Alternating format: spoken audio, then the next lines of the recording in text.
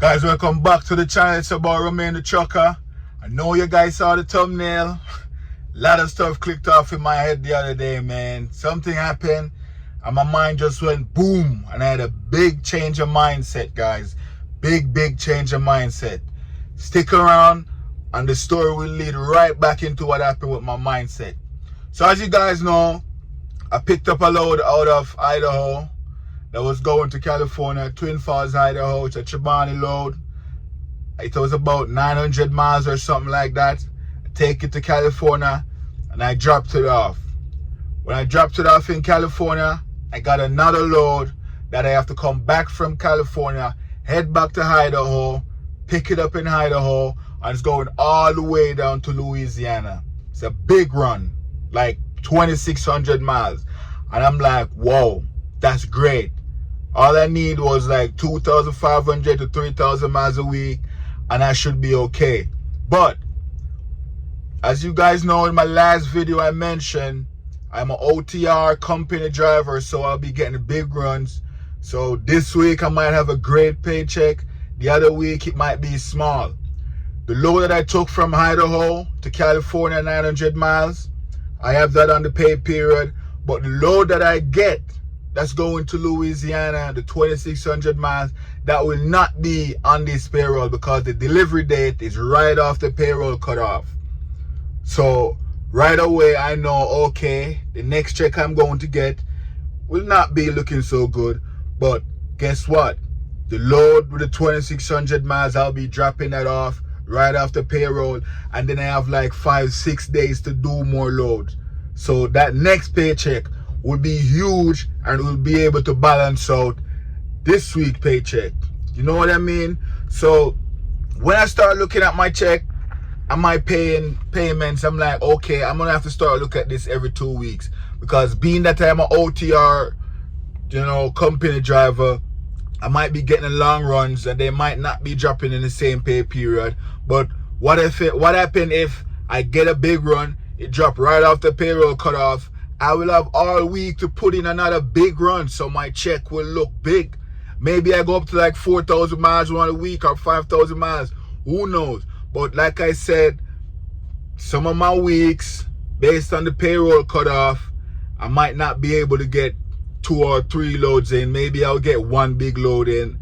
And I understand that. So I have to just look at it like, hey, every 2 weeks, get your pay.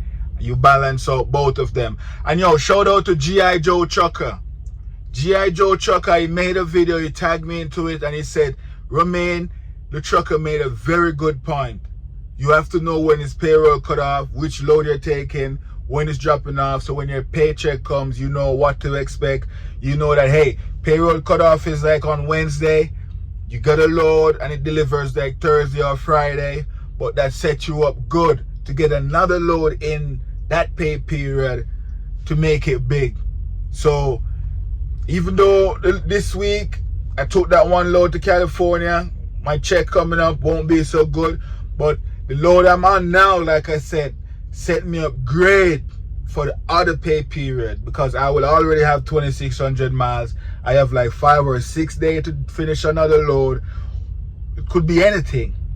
But starting out with as a company driver, my dispatcher, my fleet manager, she told me, she said, hey, you want one of those big condo trucks, you will be an over the road company driver.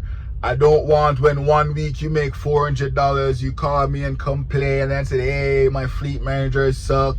She tell me, hey, it's better to get like a smaller truck, the lightweight truck, where you can be like in the northeast region doing smaller loads every day, boom, boom, boom, boom, smaller runs, and get more miles for the week. Or you could go over the road as a company driver.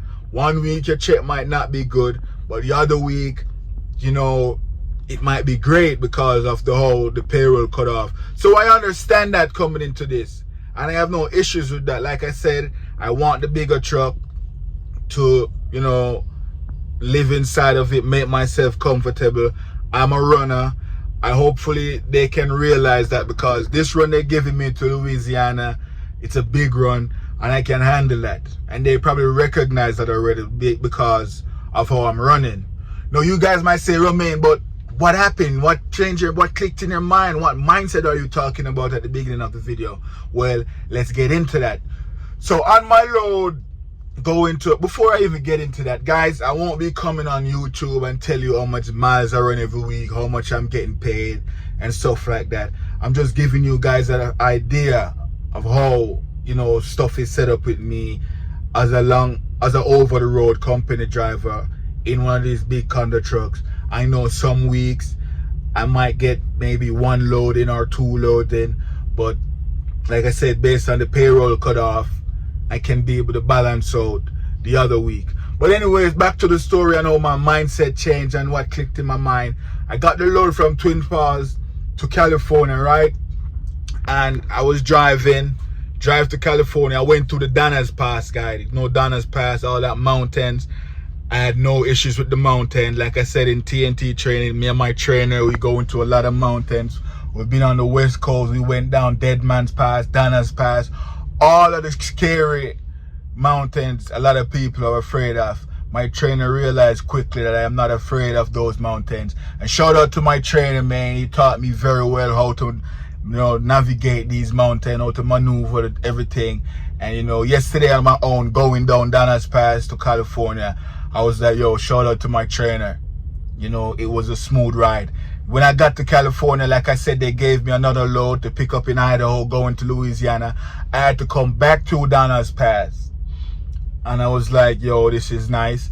I was coming back empty, but I was going loaded. So I had 2 different experiences with the Donner's Pass yesterday, empty and loaded. But what happened? What happened that my mindset changed and something clicked? Well, anyways, I parked up in Nevada, right? And it was like 126 degrees outside. It's flaming hot. I turned on my APU, you know, that wasn't working. There was this red caution triangle light, come on, code 10, you know, heat. I'm like, yo, this APU is not working. What's going on? So I went on YouTube, right? When I went on YouTube, I saw how to fix the situation. The guy showed like 4 different things you can do, how to get that APU back up and running. He said if it's really hot outside, you might have to go out there and open the APU door so you can let out that hot air that's inside, because when it's running, that hot air is just trapped inside. So if you can open up the APU door, let that warm air, that hot, not even warm, that hot air comes out of it, you know, your APU might working again.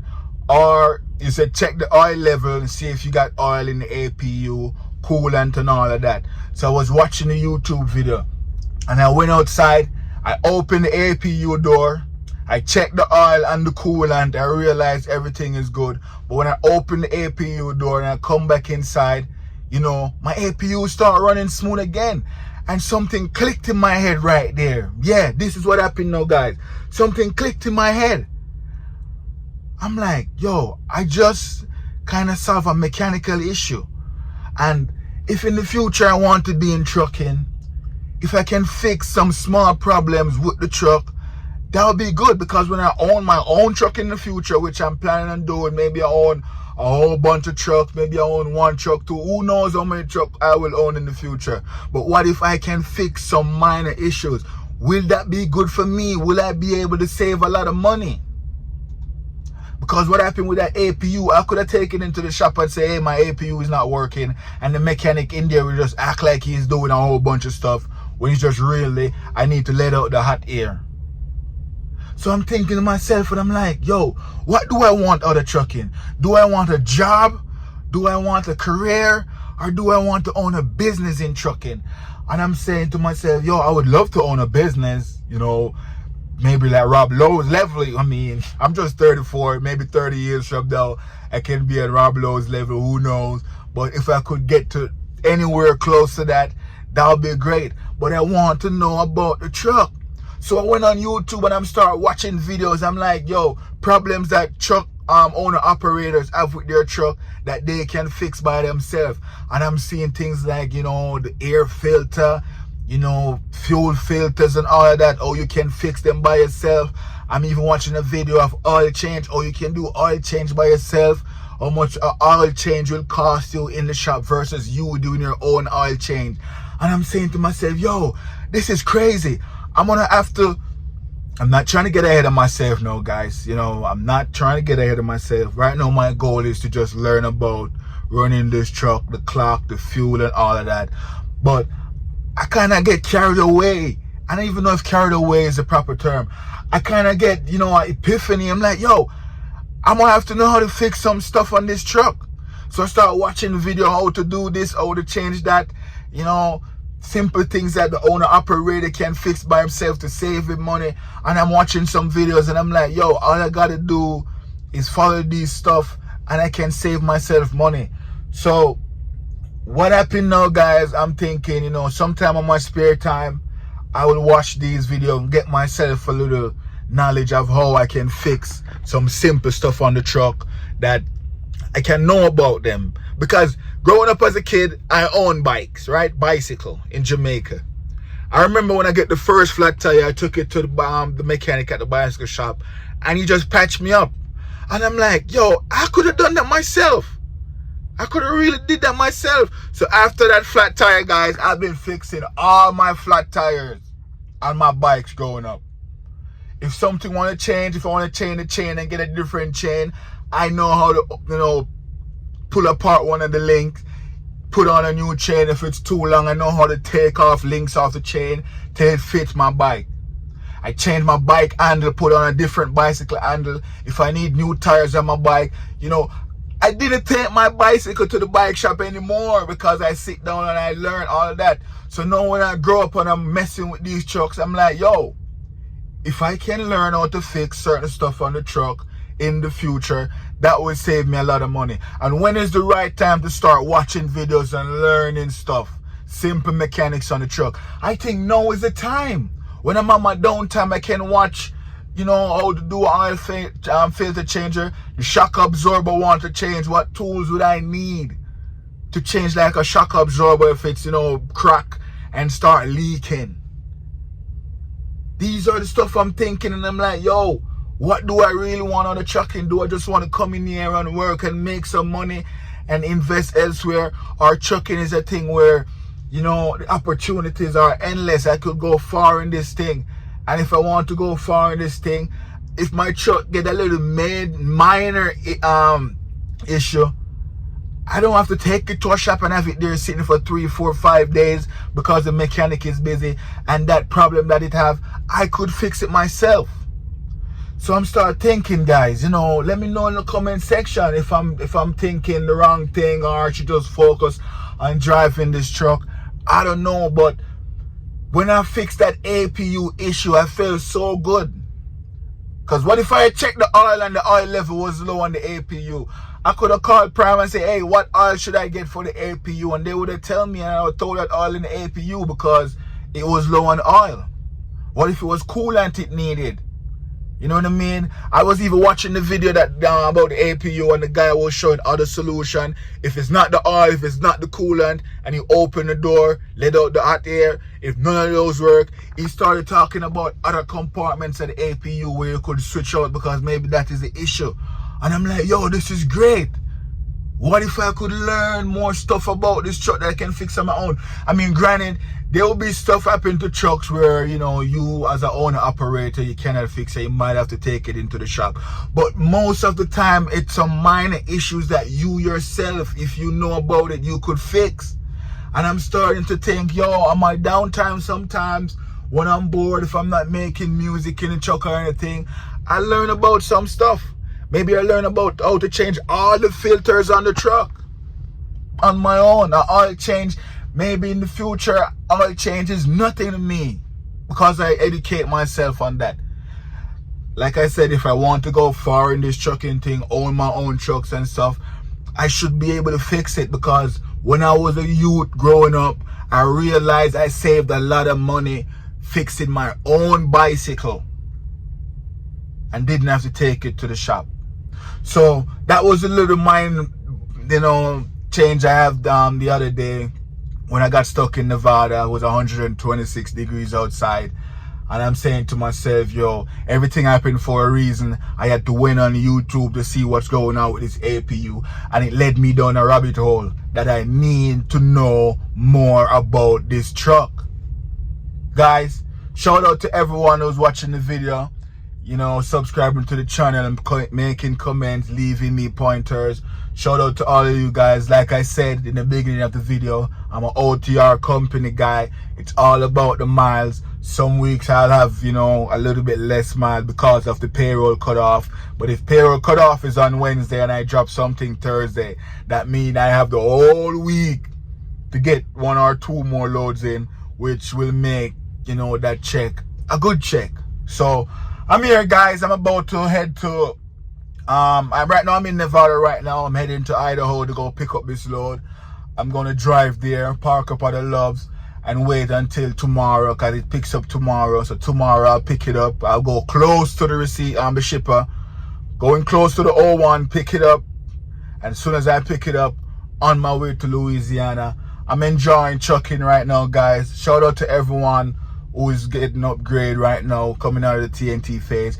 And guys, TNT went down to 30,000 miles. You know, I was saying to myself, man, maybe I should go do over my TNT and do 30,000 miles. But I'm already done with that. I did 50,000 miles. I learned a lot. Shout out to my trainer. You know, I'm driving this truck really, really good. My trainer taught me a lot of stuff, how to hold the steering wheel, how to maneuver these mountains and stuff, you know. Shout out to my trainer. So, yeah, I'm here, guys. Let me know what you think about knowing how to fix some minor stuff on your truck without having to take it into the shop. I do not own a truck as yet, but, you know, let me know. Let me know what you guys think. It's your boy, Romain the Trucker, and I'm out. Peace.